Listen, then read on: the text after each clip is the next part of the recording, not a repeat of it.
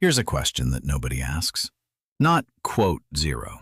There are 1,000 answers to that, most of them flattering. The question is this. When was the last time surface conversation felt easy?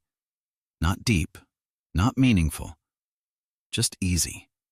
A few words about the weather, the line, the coffee.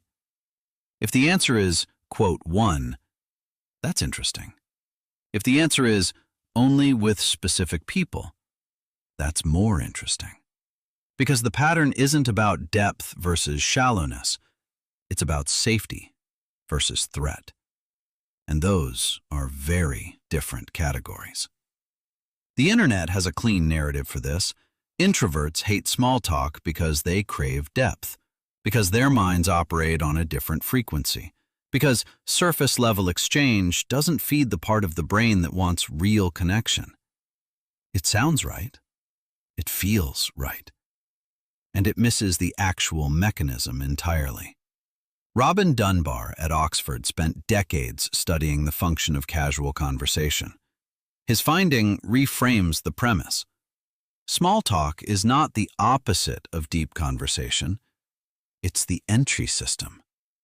In primate groups, social grooming, sitting close, touching, picking through fur, serves a specific purpose: establishing safety. Humans replaced grooming with language. Casual conversation is the human version of sitting close and confirming quote _3 _. It's not shallow. It's foundational.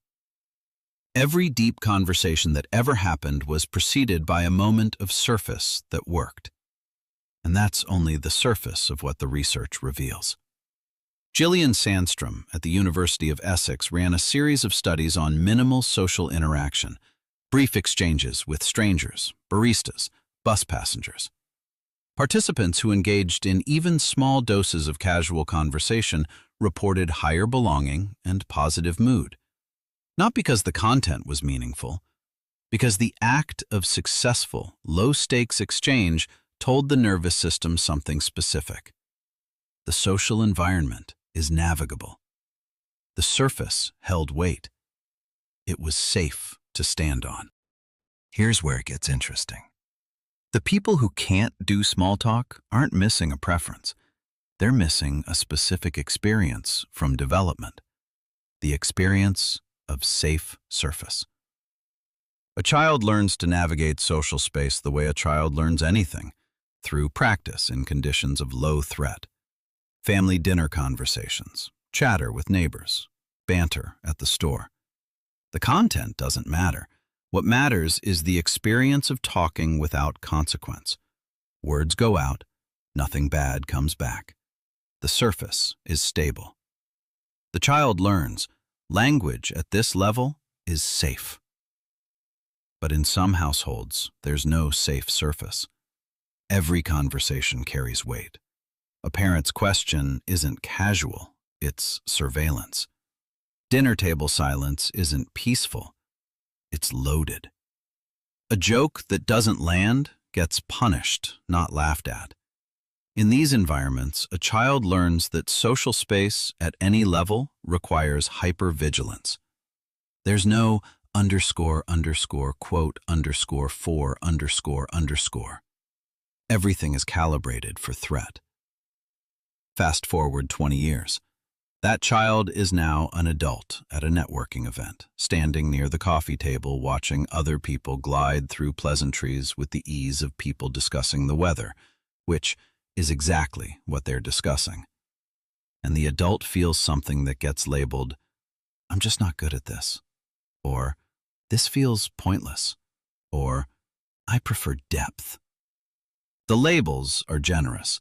The mechanism is simpler. The surface never felt safe, so the adult never practiced it, so the skill never developed. And now the absence of skill gets narrated as a preference. That's not depth.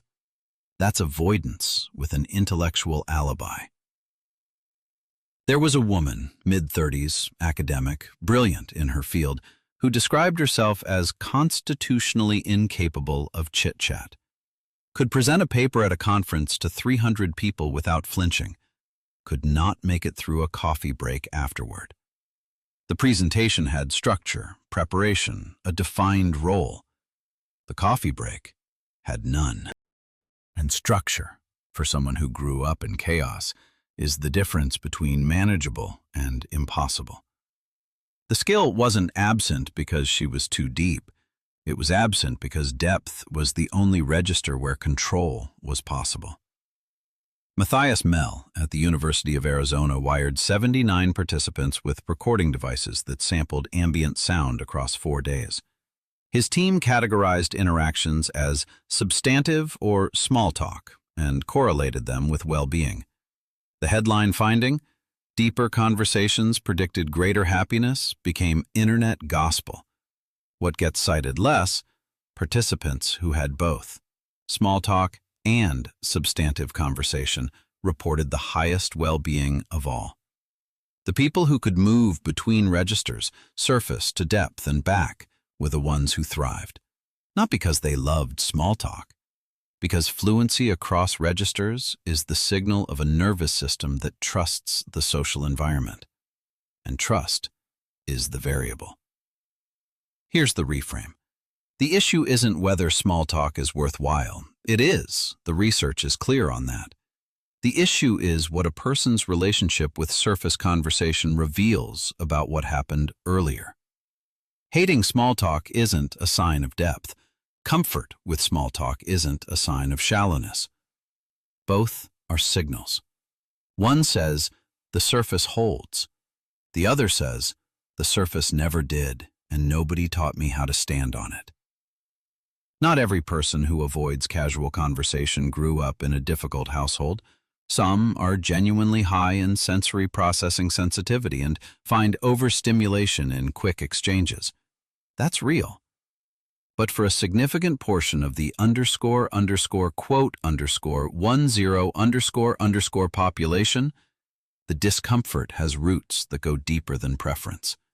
And naming those roots doesn't force a person to start loving cocktail parties.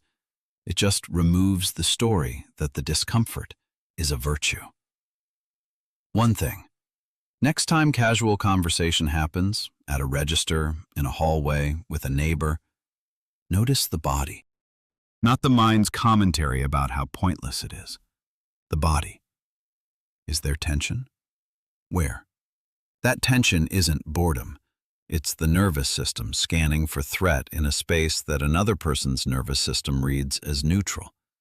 The gap between those two readings is the whole story. Next, there's another pattern in this space that gets treated as wisdom. The industry built around it, and the specific trap it sets for people who already feel like they're not enough. 2 days.